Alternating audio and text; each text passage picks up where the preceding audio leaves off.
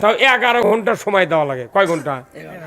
মনে করো জহরের আগে থেকে স্ত্রী কাপড় চুপড় দিয়ে আমার গিন্নির তো হাত ফাটে গেছে সাবান ডলতে ডলতে, এখন না পেরে বড় ব্যাটা এগুলো কালার এনে দিচ্ছে, আব্বা 6 মাস গাও দিলে ধোয়া লাগবে না। তাই আমি এগুলো ভিডিও ম্যানরা করছে, হুজুর কাল থেকে করছে এই ফিরাম সেই ধরা ধরিচ্ছে ভিডিও।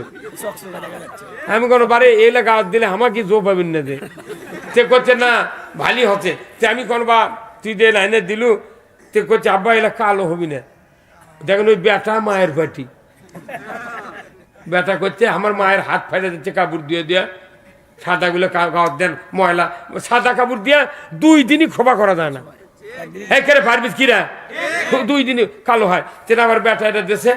এখন শোনেন এই কাপড় ধুলো 12 রাত্রে কাপড় ধুলো শুকে ইস্ত্রি একটা করে জুব্বা 30 টাকা করে ওই ইস্ত্রি করে 30 টাকা। জহরের পর থেকে আমি সুখবাদ বাড়াচ্ছি, চলে গেছি 10:30 পর্যন্ত আমার ঘরের মধ্যে বসতে হতে। তাহলে জহরের থেকে 10:30 কয় ঘন্টা হলো? আবার ওটি থেকে বাড়ির যেতে যেতে আমার রাতে 1:30 বাজবি, গাবতলি থেকে বাড়িতে 1:30 বাজে, তাহলে 11 ঘন্টা। কালকে আমার ঠাকুরগাঁ সভা আছে, 7:30টায় বাড়ামো, 8.5 ঘন্টা গাড়ি চালামো, 600 কিলো যাবো, আমার 250 কিলো 350 কিলো গ্যাসে চলবি, আর বাদ বাকি পেট্রোল কিনে এনে চলা লাগবে। তাহলে 1 লিটার পেট্রোলের দাম 125 টাকা। তাহলে আমার এই কমপক্ষে